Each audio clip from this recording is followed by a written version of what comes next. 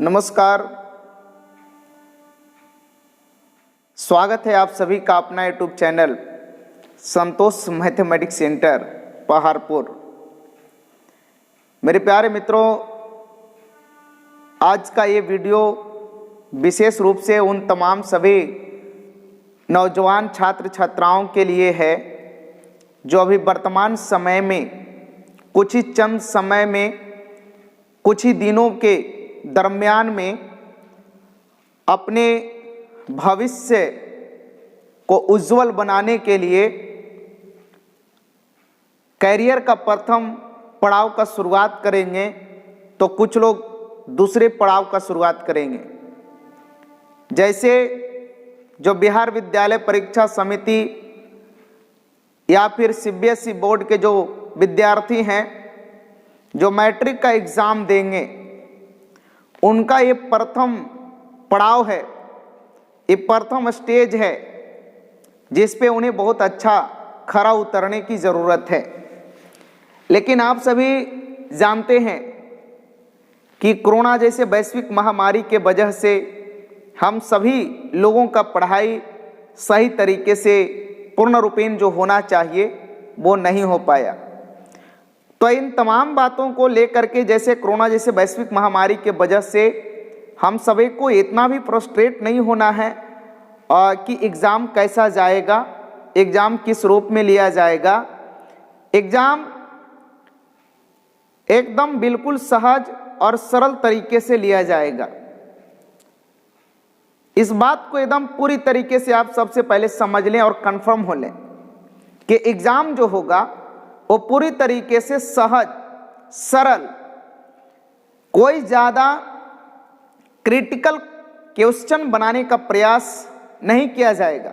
Reason ये है कि ना तो विद्यालय में पढ़ाई हुई है, ना तो ही कोई प्राइवेट कोचिंग शिक्षण संस्थान में ही पूर्ण रूपेण पढ़ाई हो पाई है, और ऑनलाइन से वैसे बच्चे पढ़ाई कर पाए हैं जिनके पास में संसाधन मौजूद है। लेकिन बात तो यहाँ पे ये है, चूँकि मैं ग्रामीण एरिया से बिलोंग करता हूँ तो मुझे पता है कि गांव के आज भी अगर 100 बच्चों को एक साथ अगर खड़ा कर दिया जाए, ग्रामीण परिवेश के बच्चों को एक साथ में अगर 100 बच्चों को खड़ा कर दिया जाए तो उसमें से 80 बच्चे ऐसे होंगे जो स्मार्टफोन से वंचित होंगे। अब जिनके पास में स्मार्टफोन है ही नहीं, तो वो बच्चे जो है कि ऑनलाइन एजुकेशन कैसे प्राप्त कर सकते हैं? ये संभव नहीं है। और इसके लिए जो भी बच्चे अवेलेबल हैं वो 20% बच्चे हैं, तो सरकार इस 20% को लेकर के नहीं चलेगी। सरकार के नज़र में हमारा 80% जो बच्चे हैं जिनका कोरोना काल के वजह से विशेष तरीके से तैयारी नहीं हो पाया है, उसको भी ले करके चलने का काम करेगी। सरकार विभिन्न प्रकार के अलग अलग समय समय पे गाइडलाइन जो है से की जारी कर रही है। बार बार जिला शिक्षा पदाधिकारी को प्रेशर दिया जा रहा है कि आप अपने ज़िला में अच्छे तरीके से प्रयास करें ताकि आपके ज़िला का बच्चे का रिजल्ट अच्छा आ सके। तो इन तमाम बातों को ध्यान में रखते हुए आप एकदम जोश और जुनून के साथ, अभी भी 2 महीना का समय बचा, 1 महीना का समय बचा है, पूर्ण रूपेण मान लिया जाए कि 1 महीना का समय है। 2 फरवरी से इंटरमीडिएट का एग्ज़ाम है और 17 फरवरी से मैट्रिक वालों का एग्ज़ाम है। मैट्रिक वालों को एक सबसे पहले नंबर तो ये सोचना चाहिए कि ये मेरे जीवन का प्रथम ऐसा एग्ज़ाम है जिससे हम अपने माँ अपने पिता को सबसे बड़ा तोहफा देने जा रहे हैं। हम अपने माँ अपने पिता को सबसे बड़ा तोहफा देने जा रहे हैं, ये मैट्रिक वालों को सबसे पहले सोचना चाहिए। और उसके बाद में इंटरमीडिएट के जो विद्यार्थी हैं वो एक स्टेज से गुजर चुके हैं, मैट्रिक से गुजर चुके हैं और इंटरमीडिएट में हैं, उन्हें भी इस बात को पूरी तरीके से अवगत होना है कि अच्छा परफॉर्मेंस करना है ताकि आने वाला समय में जब भी कभी पता चले, कोई मेरा मार्क्स देखे, कोई सर्टिफिकेट देखे, तो उसमें मेरा अच्छा प्रदर्शन नजर आए। जब कोई रिश्तेदार कोई लोग आते हैं तो सबसे पहले नंबर कुछ लोग जो हैं से कि जो मानसिक रूप से थोड़ा सा परे होते हैं तो वो लोग जो ऐसे क्या करते हैं, सर्टिफिकेट देखते हैं। लेकिन कुछ लोग जो टैलेंटेड बंदा होते हैं वो आपका सर्टिफिकेट नहीं बल्कि आपका क्या देखते हैं, वो नॉलेज देखते हैं। मेरे प्यारे मित्रों, सबसे पहले नंबर बात कि एजुकेशन ग्रहण करने के लिए किसी भी प्रकार की एकदम नाजायज संगतों से बचना होगा। आप अगर पढ़ाई कर रहे हैं तो आपका कोई नाजायज संगत नहीं होना चाहिए। और अभी जो समय चल रहा है, जैसे आपका एग्जाम स्टेज जब नजदीक आता है, एक बात को आप ध्यान रखिए, जब रास्ता आप दूरी तय कर रहे होते हैं तो जब आप दूरी एकदम बिल्कुल खत्म कर दिए होते हैं, अब जो है से 10 कदम चलने के बाद आपका घर आने वाला है, उस समय आप बहुत थका हुआ महसूस करते हैं। यही कहानी आपके ऊपर सेट करता है। बहुत संक्षेप का कहानी था। आप भी जब एग्जाम के नज़दीक आते हैं तो आपके भटकाव का पड़ाव शुरू हो जाता है। अब आप चाहे तो मैट्रिक के एग्ज़ाम की बात करें या फिर आप इंटरमीडिएट के एग्ज़ाम की बात करें, ये भटकाव आपके अंदर में शुरू होता है। और इस स्टेज में, इस भटकाव में अभी जिस समय में आप हैं, अब दिसंबर जनवरी एक ऐसा समय है कि अंदर से अपने आप में भी रहा नहीं जाता है, इंसान को बर्दाश्त नहीं होता है। और एक बात तो यह है कि इसी समय में मोहब्बत की घड़ियां भी आगे बढ़ती है। मोहब्बत की घड़ियां भी इसी समय में आगे बढ़ती है। कुछ लोगों को गर्लफ्रेंड बॉयफ्रेंड आपस में बनाने की जो चर्चाएं रहती है वो इसी समय में सबसे ज्यादा फलता फूलता है। अब कुछ लोग कहेंगे कि ये सब चीज बताने की जरूरत नहीं था सर, इतना क्यों बता रहे हैं। देखिए, हमारा जो योजना है हम खुले मंच से बना रहे हैं और लंबे चौड़े खुले मैदान में बना रहे हैं, इसलिए इसको छुपाने की जरूरत नहीं है। जो रियली है वो मैं बता रहा हूं। और इस समय में उन तमाम छात्र एवं छात्राओं को संभलने की जरूरत है जो अपने चंद सुख के लिए अपने जीवन का सबसे बड़ा समय, सबसे बड़ा बुद्धि का वो विनाश कर रहे हैं एक दुष्परिणाम के चक्कर में। इसलिए आप सभी को सबसे पहले नंबर मोहब्बत करना है। ये समय मोहब्बत करने के लिए ही मिला है, लेकिन मोहब्बत करना है किससे करना है? किताबों से करना है, कॉपियों से करना है, पेन से करना है। और एक बात को याद रख लीजिए, जिस दिन आपका मोहब्बत कॉपी किताब और कलम से हो गया तो कलम एक ऐसी ताकत है जो इतिहास और भूगोल दोनों को बदलने का क्षमता रखता है। इसलिए कलम पकड़िए। मैं बार बार कहता हूं, कलम क्रांति जिंदाबाद। मेरे प्यारे मित्रों, आज का समय डिजिटल और कलम की है। आप अगर डिजिटल जमाने में जी रहे हैं और आप डिजिटल तरीके से आप अपना अच्छा परफॉर्मेंस नहीं दिखा पा रहे हैं तो आप चाहे किसी भी सेक्टर में काम करने वाले हो, आप पिछड़ जाइएगा। इसलिए कलम की ताकत को पहचानिए। और ये जो कलम होता है ना जनाब, कलम किसी की बाप की बपौती नहीं होती है, इस बात को याद रखिएगा। कोई जमाने में हुआ करता था, किसी जमाने में हुआ करता था, कलम किसी की बाप की बपौती होती थी। लेकिन आज के डेट में, आज के जमाने में ये कलम किसी की बाप का बपौती नहीं है। आप इसको जितना मेहनत करोगे, इसके साथ में आप जितना लगन से पढ़ाई करोगे, ये आपके लिए कदम से कदम मिला करके आपके प्रहरी, आपके गार्जियन, आपका सब कुछ मान करके आपके साथ ये चलने के लिए तैयार है। लेकिन भैया जब तक आप लगिएगा नहीं तब तक आप आगे बढ़िएगा नहीं। अंदर से 100 डिग्री टेम्परेचर पे आप अपने आप में खोलना सीखिए। जब तक आप तपिएगा नहीं, आप बात सुने हैं ना, सोना जब तक तपता नहीं, जितना ज्यादा सोना तपता है उतना ही ज्यादा अच्छा शुद्ध सोना कहलाता है। तो आपको तपना पड़ेगा, संघर्ष करना पड़ेगा। और जो भी इंसान आगे आज के डेट में बढ़ा है बिना संघर्ष किए हुए वो आगे नहीं बढ़ा है। आप जब तक संघर्ष नहीं करोगे तब तक आप आगे बढ़ ही नहीं सकते हो। इसलिए आपको संघर्ष करना पड़ेगा। आप जिस स्टेज में अभी हैं, आपके अंदर में बहुत ज़्यादा प्रेशर भी होगा। आपको लग रहा होगा कि मैट्रिक में कैसे हम पास करेंगे, इंटरमीडिएट में हम कैसे पास करेंगे। तो सबके साथ यही हो रहा है, ये आपके साथ नहीं हो रहा है। जितने भी बच्चे हैं, जो भी मैट्रिक इंटर का एग्जाम देने वाले बच्चे हैं, जो रेगुलर मान लिया जाए कि ऑनलाइन क्लास भी किए हैं, तो उनके अंदर में भी असमंजस है, उनके पास भी हेजिटेशन है। चूंकि हम लोग भी उस स्टेज से गुजरे हैं, इसलिए हम आपके बीच में आए हैं। कुछ बच्चों के अंदर में ऐसा फ्रस्ट्रेशन होगा कि लग रहा होगा कि भाई अब मेरा क्या होगा। तो कुछ नहीं होगा, जो सबका होगा वो आपका होगा, हड़बड़ाने की कोई जरूरत नहीं है ना। कुछ लोगों को ऐसा होता है कि जब किसी का ब्याह हो जाता है तो उसके बाद में अगर दूसरा के बारी आता है, भैया अब हमर का होगा, है ना। तो आपका भी वही होगा जो अगला को हुआ है। अगला को करने के बाद में अगर उसकी पत्नी कहे, ए जी सब्जी ले आइए, तो आपकी पत्नी भी कहेगी, ए जी सब्जी ले आइए। सब्जी उब्जी की बात तो बात की बात है।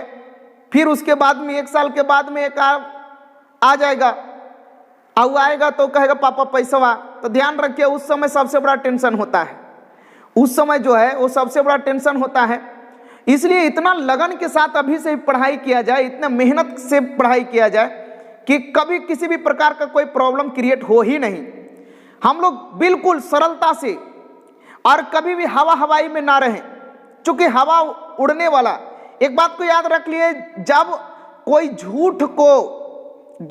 भी झूठ को आपके सामने अगर 10, 20, 50 नहीं, अगर 100 बार लगातार अगर आपके सामने अगर कोई बात को झूठ बोला जा रहा है, आपके सामने अगर कोई झूठ बात को 10 बार लगातार अगर बोला जा रहा है, तो एक बात को याद रख लीजिए, वो झूठ जो है सत्य में प्रतीत हो जाता है। अगला जो है ना, वो 100 बार एक ही बात को, झूठ को सुनते उस बात को क्या कर लेता है, वो सही मान लेता है। उसको लगता है कि नहीं, ये जो है ना, अगर 1 बार नहीं, 2 बार नहीं, 3 बार नहीं, ये 100 बार झूठ थोड़ी ना बोलेगा। लेकिन सच्चाई तो ये है कि ये वैज्ञानिक थॉट है, साइकोलॉजिकल थॉट है, पूरी तरीके से एकदम सर्च किया गया थॉट है कि जब कोई व्यक्ति आपके सामने अगर 100 बार लगातार झूठ बोलता है, तो वो झूठ जो है सच्चाई में बदल जाता है, और आपको लगेगा कि नहीं, ये बिल्कुल सच्चाई बोल रहा है। आप कहानी सुने होंगे, ये थोड़ा सा शायर टाइप पर सुने हैं कि खुशबू आ नहीं सकती है कागज की फूलों से, खुशबू आ नहीं सकती है कागज की फूलों से। और ये बात सही है, कागज की फूलों से खुशबू कभी आती नहीं है। और लूटा तो है अपनों ने गैरों में कहां दम था, लूटा तो है अपनों ने गैरों में कहां दम था, मेरी किस्ती ही वहां डूबी जहां पानी ही कम था। तो कभी कभी अपने लोग भी आपको डुबाने का प्रयास करते हैं, और आप डूबिएगा नहीं, आगे निकलिएगा। आपको बहुत नीचा गिराने का प्रयास किया जाएगा, आपको बहुत है दृष्टि से देखा जाएगा।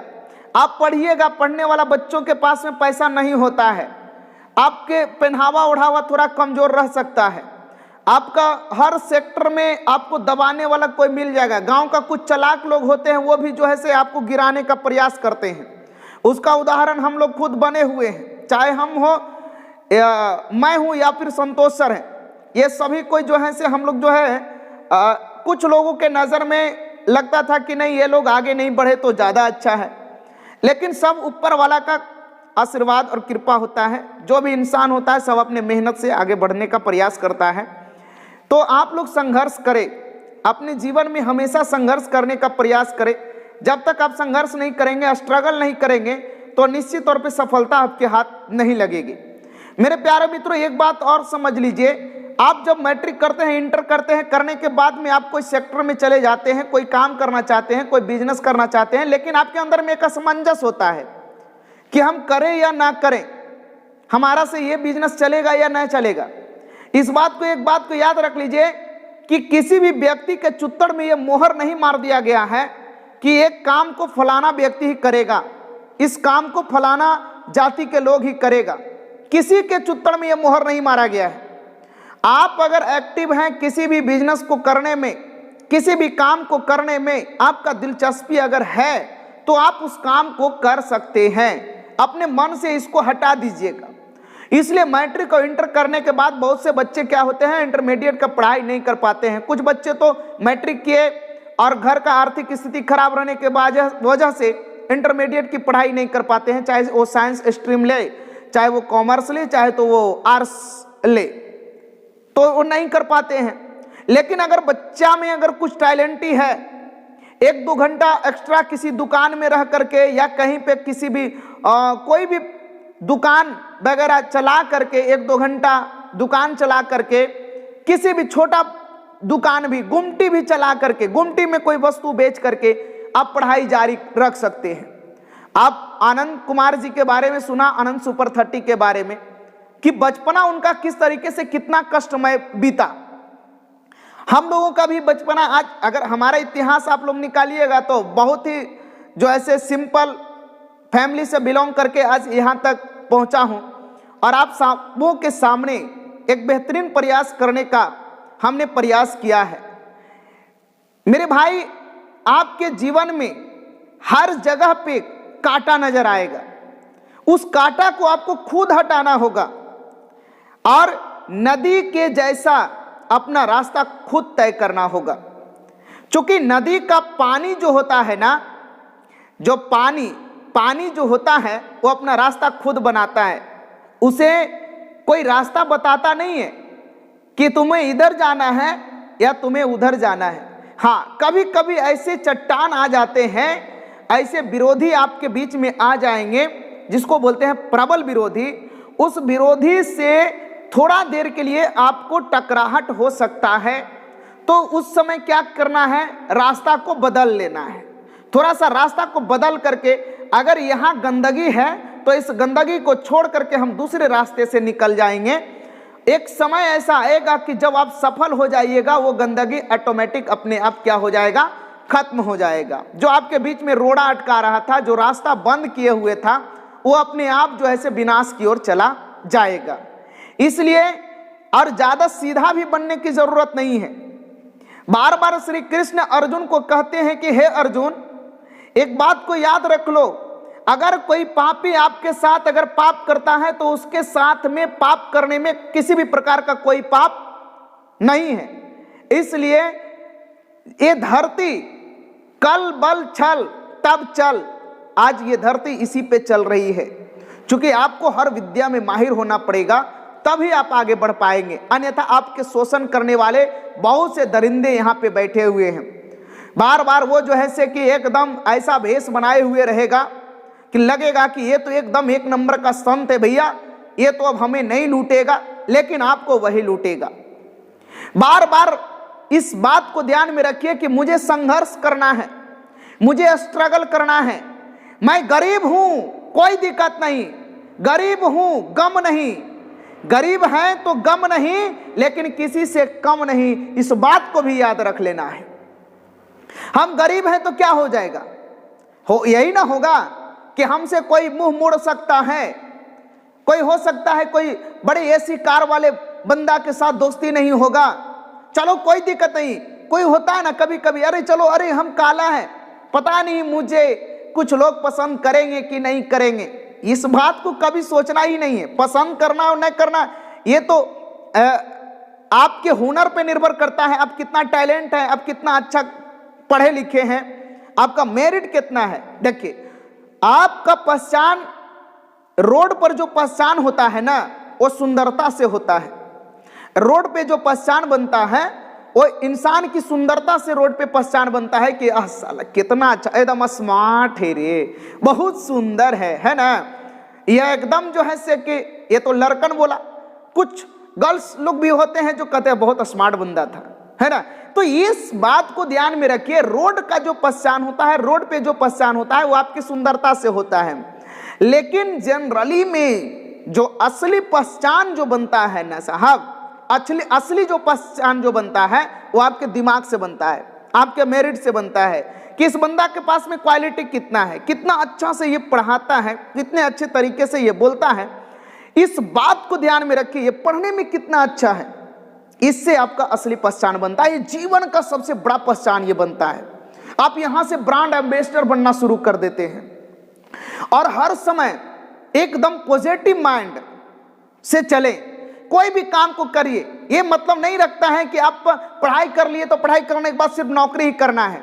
अब समाज में बहुत सा कार्य है, किसी भी क्रियाकलाप में आप चले जाइए, लेकिन आप तब जाइए जब पहले आप एजुकेशन को प्राप्त कर लीजिए। जिस दिन आप एजुकेशन प्राप्त करके किसी भी सेक्टर में आप इन्वॉल्व करेंगे ना साहब, किसी भी सेक्टर में आप जब हेलिएगा ना, तो उसका पहचान एक अलग बनेगा। चाहे वो कोई भी, आप अगर चोरी भी करने जा रहे हैं ना, तो एजुकेशन ग्रहण करके जाइए, पढ़ करके जाइए, एक सफल चोर बनिएगा। खैर ये चीज नहीं बोलना चाहिए था, लेकिन मैं बोला। अब चोर का मतलब ये नहीं, कुछ लोग होते हैं कि किसी इंसान के दिल को चुराते हैं, तो आपको वैसा चोर बनना है कि अगर आप दुकान खोले हैं तो ग्राहक के दिल को चुराना है, वैसा चोर बनना है। यह नहीं कि किसी के घर में जाकर के डकैती डाल देना है, वैसा चोर नहीं बनना है। चोर वैसा बनना है जिससे कि आप किसी को मोह सके, किसी के दिल में घुस सके, उसके दिल को आप चुराने का प्रयास करें, ताकि आपके बिजनेस में चार चांद ला सके। और बार बार कहता हूं, किसी भी बिजनेस को चलाने के लिए कोई भी व्यक्ति के चुत्तर में मोहर नहीं मारा गया है कि वो इस काम को करेगा, फलानमा ही दूध बेचेगा, फलानमा ताड़ी बेचेगा, फलानमा घी बेचेगा, फलानमा कपड़ा बेचेगा, फलानमा इलेक्ट्रॉनिक का दुकान करेगा। ये कहीं किसी जगह पे लिखा हुआ नहीं है। ये आपके ऊपर निर्भर करता है कि आप कितने अच्छे तरीके से किसी भी बिजनेस को चला रहे हैं, ये आपके ऊपर निर्भर करता है। मेरे प्यारे मित्रों, इस बात को आप ध्यान रख लो। चाहे तो आप छोटा सा दुकान खोल करके, चाहे तो आप साइबर कैफे चला करके आप पढ़िए। जूता का पॉलिश करने वाला अगर दुकान आपका है तो आप उसमें भी बैठ करके चलाइए। टेलर का अगर दुकान है तो वहां भी आप काम कीजिए। काम करने में पीछे नहीं रहिए, गार्जियन के साथ कंधे से कंधे मिल करके काम को करना है और आगे बढ़ने का प्रयास करना है। आप एग्जामिनेशन का तैयारी करते रहिए, मस्त मौला रहिए, हमेशा कभी कभी गाना वाना को भी सुनते रहिए, ताकि आपका भविष्य जो है से हमेशा उज्जवल बना रहे, अच्छा बना रहे। जीवन में बहुत कांटाएं आती हैं, बहुत रास्ता में बाधा आता है, लेकिन आपको इस बाधाओं से लड़ना होगा, आगे आना होगा। आपके जीवनचर्या को बदलना अपने आप से होगा, है ना। आप ये पूरी तरीके से फिर से मैं बता दूं कि सच्चाई छुप नहीं सकती है बनावट की उसूलों से। सच्चाई छुप नहीं सकती है बनावट की उसूलों से। खुशबू आ नहीं सकती है कागज की फूलों से, खुशबू आ नहीं सकती है कागज की फूलों से। और हवा हवाई में नहीं उड़िए, जमीन को पकड़ के चलिए। आप एक कहानी सुने हैं ना कि पहले के लोग जो होते थे वो कहा करते थे कि खाए के जैसे पहने के सादा, ऐसन चाल चले कि निमह जाए बाप दादा। तो इस तरीके से चलना है। ये नहीं कि आज आप पूरी तरीके से एकदम जो है से हाई फाई कपड़ा लाता पूरा पहन लिए, अब पता चला कि 2 महीना के बाद, 4 महीना के बाद आपके परिवार का स्थिति खराब हो गया और आप जो है से आपका स्थिति बदतर हो गया। तो मेरे प्यारे मित्रों, बहुत लंबा वीडियो ना बने, इसलिए आपको मैंने चार्ज करने का प्रयास किया। कभी भी नकारात्मक सोच नहीं रखिएगा, कभी भी निगेटिव पॉइंट्स को नहीं पकड़िएगा, हमेशा आगे बढ़िए। आप अगर बिजनेस भी कर रहे हैं तो भी बिजनेस में आप आगे रहिए। ये नहीं कर रहे हैं कि हम जो है से कि अपने बिजनेस में अच्छे हैं या आप नहीं हैं। किसी भी सेक्टर में आप हैं, कोई भी कार्य को आप अगर कर रहे हैं तो आप इसके लिए बहुत ईमानदारी से लगे रहिए। सबसे पहले नंबर की, आप जिस कार्य को कर रहे हैं उस कार्य से आपका मोहब्बत होना बहुत जरूरी है।